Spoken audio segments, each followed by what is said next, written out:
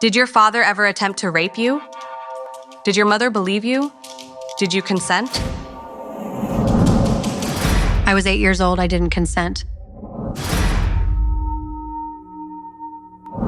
In the new episode of Can't Ask, we are with Elif. She's an incest victim. Hello. Hello. Welcome. Thank you. Are you ready to answer the questions our followers asked? I am. Can you tell us about yourself? My name is Elif. I am 33 years old. I am a teacher. What is incest? Incest means a forbidden and distorted relationship within the family. To explain it in my own words, it means being sexually abused by people who shouldn't do that. That is, close blood relatives. Did you consent? I was 8 years old. I did not consent. When and by whom were you first abused? I was first abused by my father, my own father, when I was 8 years old. He was working abroad. He would come at most twice a year.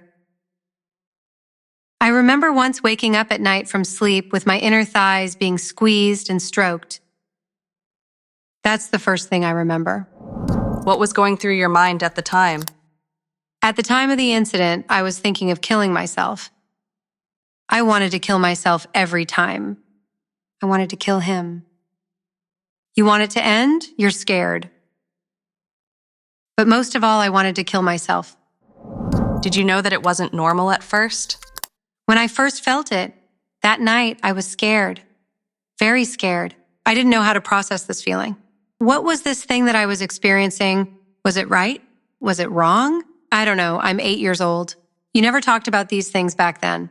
I don't remember ever being educated about these topics. I was very scared.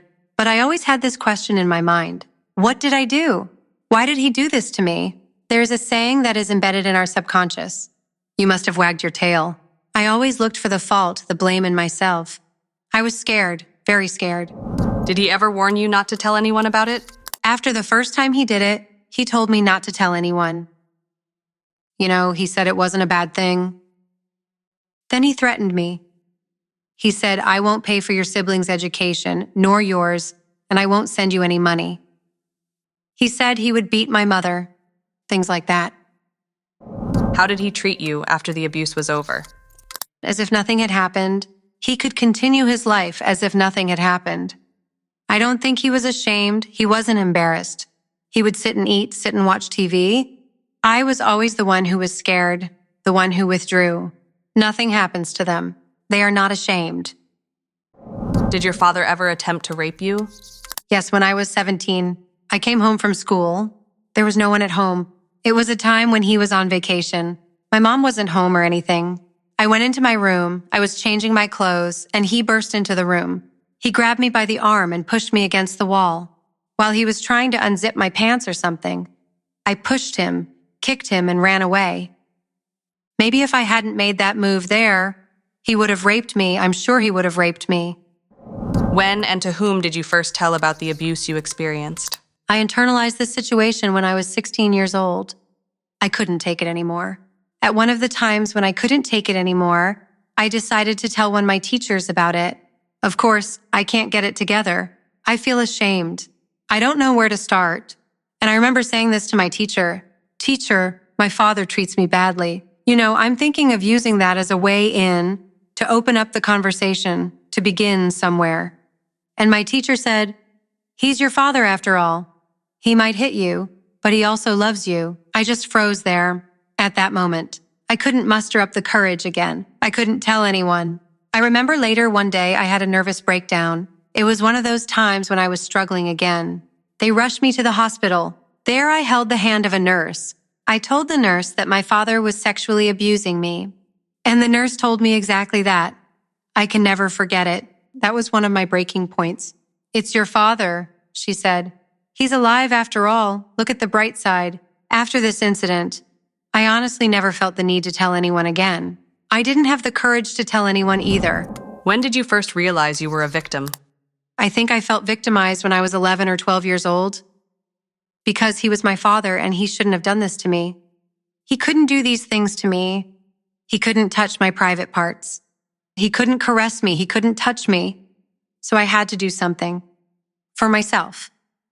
I understood this at that age. How does it feel when a family member does something like that? I felt a deep lack of trust.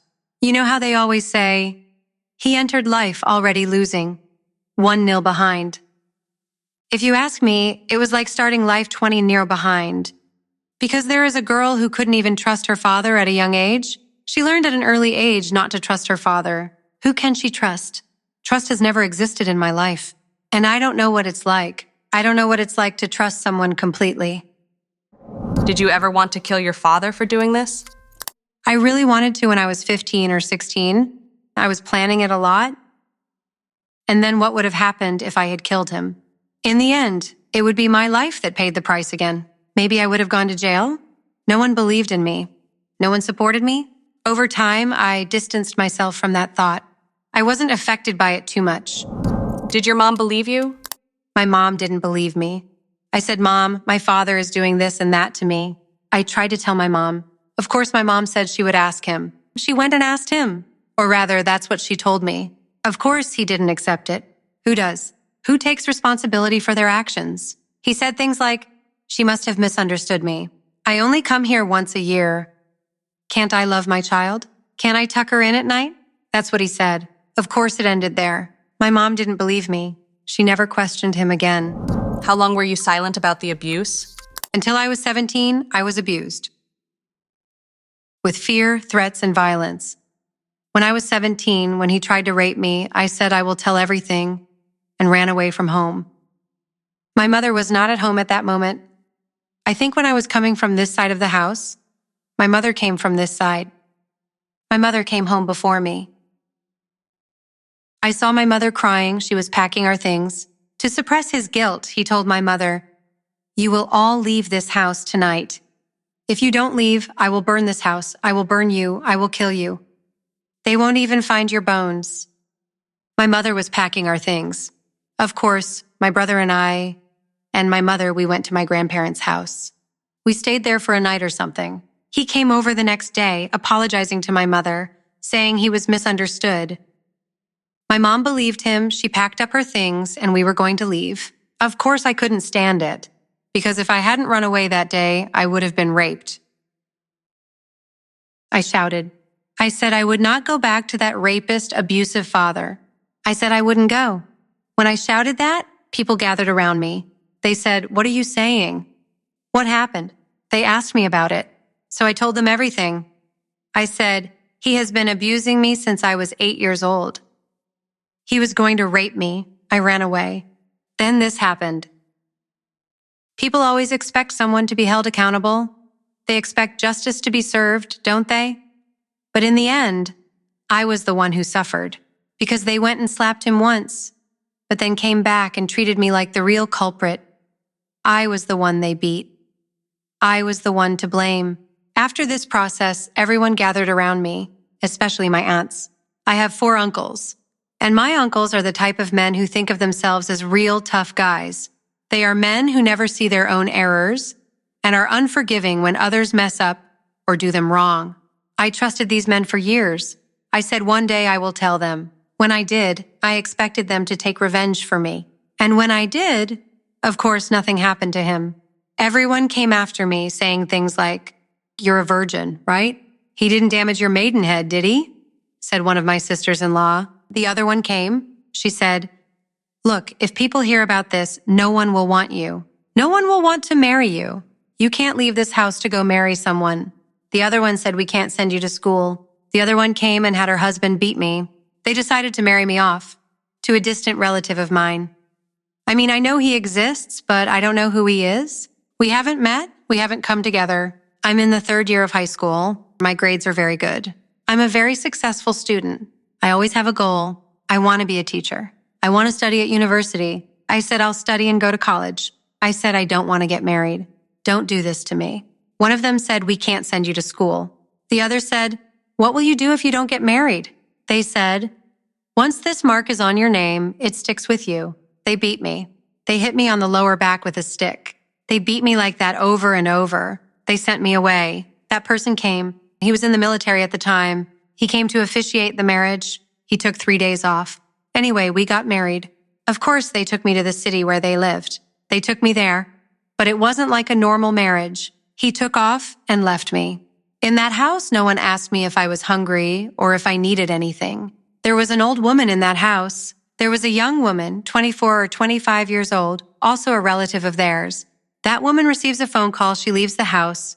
2 hours later, she comes back. I said, God, what kind of a place have I fallen into? I have been protecting myself and being patient for years to avoid such a life. I said, where am I? What kind of place have I fallen into? I was very scared. They told me, your eyebrows are too thick. You'll shape them thinner. You'll get used to wearing a mini skirt. You have 2 months. Get used to it, they say. I said, where have I fallen into? What kind of place is this? Slowly, I started to understand. Of course, the outer door was always locked. You know, when they locked the door, there was a cracking sound. One day, it was very hot. That young woman came home and took a shower. The old woman was asleep. I didn't hear the crack. I said to myself, girl, this is your only chance to escape from here, to run away. There would be no other opportunity for me to run away. I ran out into the street in my slippers. I came to the highway. I jumped in front of a taxi. I'm planning to say to my relatives, you sent me to a place like this. And I'm thinking that they will apologize to me. They will say, we didn't know that we sent you to such a place. They will say, please forgive us. That's how I imagined it in my mind. I will tell them all the things that I experienced in that house, and they will apologize to me. I'm waiting for them to say, forgive us, or something like that. I told the driver, please help me. I told him all about it. I said, I want to go home. Please help me. The taxi driver, God bless him, was a very good person. He took me to the inner city bus terminal. They made me get on the bus to my hometown. He talked to the bus driver. They sent me away. They sent me away before anything happened to me. Of course, I am waiting for the journey to pass with excitement because I was saved. I imagine that when I get there, they will forgive me, apologize to me, or something like that. Anyway, I arrived in my hometown. I got off the bus. My uncle grabbed me by the back of my neck. He threw me into his car. He didn't say anything to me until I got home. Once I got home, I'm trying to explain myself. One of the sisters-in-law said, I wish you were a prostitute so you wouldn't have come into our lives. Why did you come to us? Why did you come here? We'll have to deal with you, she said. I refused. I'm screaming, crying. Of course, they all ganged up on me this time. They beat me all together. One of them broke my arm. With a slap, I found myself on the other wall. I remember opening my eyes. I was bleeding from my mouth and nose. My grandmother found out about these things later. My grandmother was staying in the village at the time. My grandmother came and took me. She came to pick me up. She took me in. I stayed with my grandmother for 2 months, but I couldn't get out of bed. But in these 2 months, they've been driving my grandmother crazy, of course. They are calling her. They are saying either she will leave that house or we will. Look, we, your 4 sons, will never forgive you again. We won't say we have a mother. Poor woman, she's old, of course. My grandmother is 87 years old. So is my grandfather. They are sad. They try not to show me anything, but I can see that they are very upset. They are caught in the middle. I said, God, what am I going to do? I have nowhere to go. I have no money. I don't have any clothes on. I have no one. I thought a lot, but I always had one thing in my mind during this process. When they picked me up, when my uncle took me from the bus terminal and brought me home, my aunt grabbed me by the neck and threw me on my grandfather's knees. She said, take this one. This one will never amount to shit. That word affected me a lot. I was deeply affected by that statement because if I died, no one would cry for me. My mother had already left me during this process. She went home again. If I died, no one would cry for me. If I went astray, no one would lament. Poor girl, she was so innocent. They will say she was already on that path. She got what she deserved. It's not like no one was behind me. I made a decision there. I said I will recover, I will be strong. I have to be strong. Either I'm going to die or I'm going to be strong. In that process, I had my step-aunt. It was a very big house, so we stay in this part of the house. My aunt lives in this part of the house. She is retired. She has her own salary. She said, I'll take care of you. She told me to come there. I mean, that person, that is, my father also comes to that house. But the apartments, the entrance doors are separate. I decided there. I was going to go. I went to that house. I was going to be strong and take care of myself more. I wasn't going to let anything happen. I wasn't going to be afraid of him. Apparently, I had to complete a certain number of credits to graduate from high school during this period. I took the distance learning exams for high school. I completed it. I didn't pass the university exam in my first year. I didn't give up, of course. I remember studying so much that my under eyes would turn blue from studying. The power would go out. I remember studying with just a candle for light. I got into university in my second year, and after that I had a slightly more comfortable life. This aunt of mine, my step-aunt, helped me a little bit financially. Of course, then it became a bit of a headache. She said things like, "I send you to school, but I can't go to the market to buy groceries." She said, "I can't buy clothes." But God bless her anyway. Maybe it would have been worse without her support. I did not give up. I both studied and worked. What upset you the most during all this? The women in my family hurt me the most during this process. I expected a lot from them. I expected them to support me. I expected them to understand me. Because they were women, they were mothers themselves. Mother always means compassion for me. That's what I had in mind. They didn't show compassion, they didn't support me. One of them asked me if I was a virgin. Another one came and said, "You can't leave this house in your wedding dress ever again." Another one came and said, "We can't send you to school." The other one came and said, "She won't amount to shit." In this process, the women in my family hurt me the most because I expected a lot from them. I thought that if I told them, they would support me and make him pay for what he did. But unfortunately, none of them supported me. What's the biggest damage your experiences have caused? Loneliness, deep loneliness. I won the university exam. I enrolled alone. I graduated from university. I almost graduated with honors. My friends who still had failed classes or hadn't officially graduated were celebrating and throwing their caps in the air. I watched them from afar. Because they came with their families, I turned back. I went east to the border. I went alone. There was no one with me. I got married later. I was alone again. There was no one at my wedding. I know that if I have a child, I will be alone again. I felt a deep loneliness at all times, not being able to trust anyone. You can't trust anyone. I can't make any friends, for example. At this age, I have no friends. I don't have any friends. I don't know how to be friends with people. I don't know what two women talk about when they get together, because I cannot trust anyone. How did this process affect your relationships? I couldn't trust anyone. I couldn't make friends. I hated men over 35. If I happened to see them somewhere, I'd immediately take a different path. I wasn't able to build friendships or meaningful connections. Those were supposed to be the best times of my life, but I spent them alone, just studying. My friends would say, "Let's go somewhere." I would say, "I'm going to study, I couldn't go." It was called asking someone out back then. Boys my age would ask me out. I would say to myself, "Come on, try it. Maybe you'll be happy. Maybe it won't be like you feared." I was just deciding. I was saying, "Okay." Then I would find an excuse at the last minute. I would say, "I think I can't do it. I have to study." So I couldn't do it. My best times were always spent in solitude, loneliness, and not being able to trust anyone. Does your close circle know about the abuse you experienced? Of course they do. My family does, those people that I mentioned.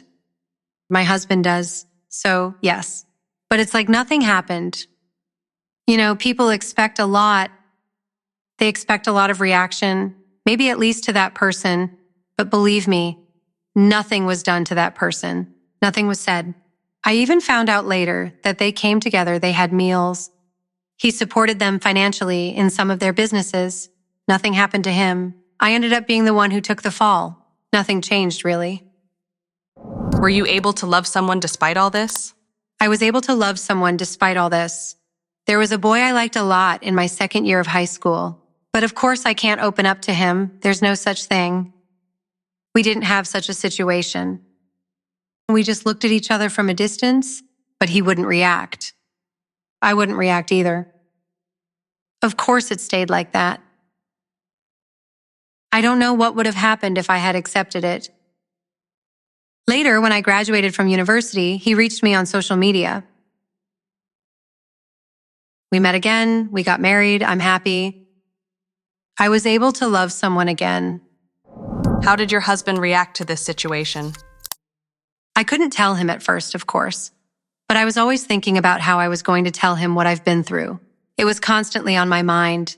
One day we were sitting somewhere. I had hired a lawyer at that time. I had a lawyer friend, and I was talking to them about what we could do regarding this matter. I was discussing what steps to take. Actually, we were texting on the phone. Then he asked me who I was talking to, who I was texting. And just as we were on that topic, I said no one, because I couldn't tell him. If he had taken my phone and looked, everything was there. Eventually, I told him. After I explained, I tried to calm him down a bit. But actually, nothing really changed for him. He has always supported me, thankfully. He was also very supportive about me coming here, because until I was 14, 15 years old, I always looked for the blame in myself.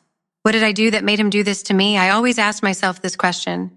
When I went to university, I realized that it was not my fault, that he was to blame, that I should not be ashamed, and that I should tell him about it. I am glad that I did. I am talking about it, and my biggest supporter and my biggest friend is my husband. Did your experiences cause difficulties in your sex life? I had a lot of difficulty at first, yes. Especially on the first night. I almost cried out, "Dad, don't do it." I had to hold myself back. I kept telling myself, it's not him, it's not him, it's not him. It was very difficult at first, but then that difficulty disappeared. Have you thought about suicide? A lot. I thought about it so many times, especially when I was 11, 12 years old. I was a small child. I remember swallowing all the pills in the house. Of course, I threw up afterwards. Nothing happened, thank God. Then I remember I cut my wrists. Mom came by, changed the bandages, and helped me out. Once. The worst thing was that there was a rope in the house. You know the kind of rope that mothers hang their laundry on. I put it around my neck and pulled it very fast. My throat hurt so much that I was scared. I was afraid of God. People who die by suicide are frowned upon in our religion. I was afraid of God, and I didn't do it to myself again. I thought about suicide a lot. Did you get any psychological treatment? I received psychological treatment. I am glad I went to therapy. I also recommend it. There I learned that it was not my fault, that I should not be ashamed, that I should forgive myself, because it is such a thing that you always blame yourself. You think that even a small happiness is too much for you. You think you don't deserve it. I got rid of these feelings. I loved myself. I learned there that I deserved it, that I deserve happiness now. It did me a lot of good. It was one of the best things I did. Do you think that what happened still affects you? Well, there's no absolute forgetting. I mean, whenever I see a brown belt or gray pants, he suddenly appears out of nowhere. I'd be lying if I said I forgot about it, but I've learned this. I refuse to let those old days spoil the beautiful days I'm living now. Because I keep dwelling on the past, I can't escape it, and it makes both my spouse and me unhappy. It feels like a dead end. During this process, I asked my mother, "Why did you go? Why did you leave me?" She says, "He didn't take care of me either." She says they also did it to me what they did to you. I asked my grandmother why my mother left. She said, "Your mother couldn't leave her money." She said she couldn't give up her comforts. I just can't move past it whenever I keep asking and questioning. Someone says something else, someone defends themselves. I can't get over it. When I feel sad, I feel sad. If it's necessary for me, I go through that emotion, but I don't let it affect my days too much anymore. I have learned this. Have you ever complained to the police? As I said, the first thing I did when I got my economic freedom was to go to a psychologist. Then I was going to hire a lawyer. I saved money because he was powerful. He could hire as many lawyers as he wanted. I saved and saved. Unfortunately, time took its revenge before me. He was diabetic. He went into a coma. They couldn't revive him. He died. I froze. I just froze. Because all those years I fought to get revenge on him. Suddenly I heard that he was dead. I couldn't believe it. I went back to the psychologist. She said, "Forgive him. Forgive him. Forgive yourself too. Don't question anymore. Forgive yourself." Of course I couldn't forgive.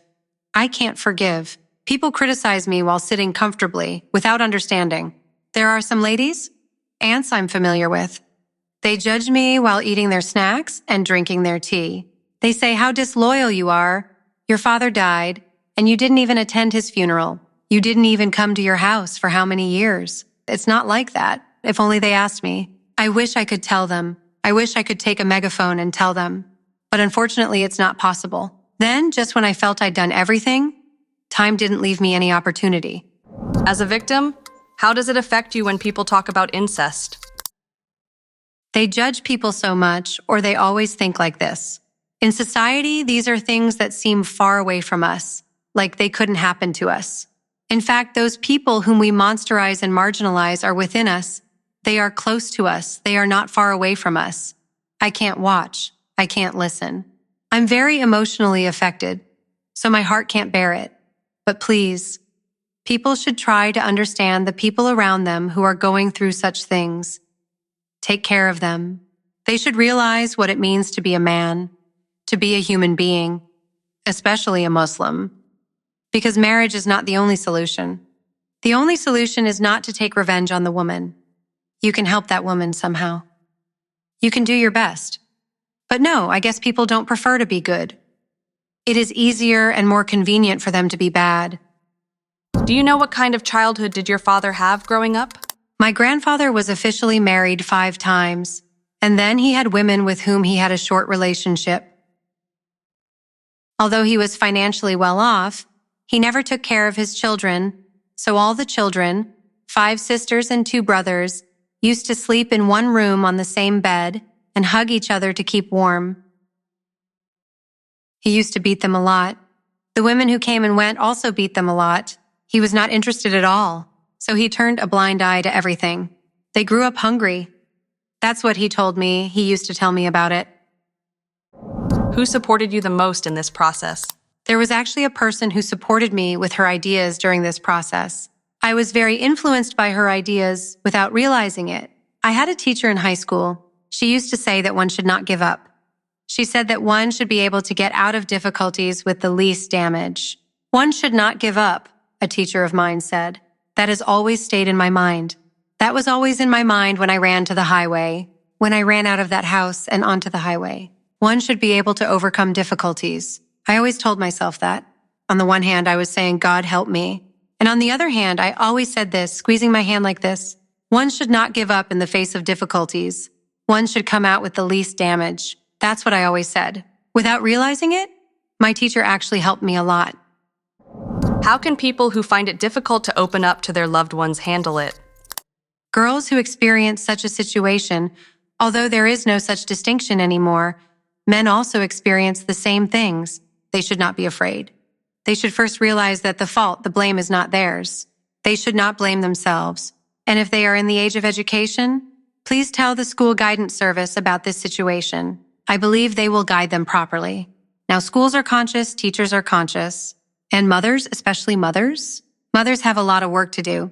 They should warn their children, tell them in whatever way they can understand, that no one but their mother is allowed to touch their private parts or their chest. Explain that no adult would ever need help from a child. And if someone says, "Come, let's go here," or "Your mother is waiting there, let's go," they should never go with them.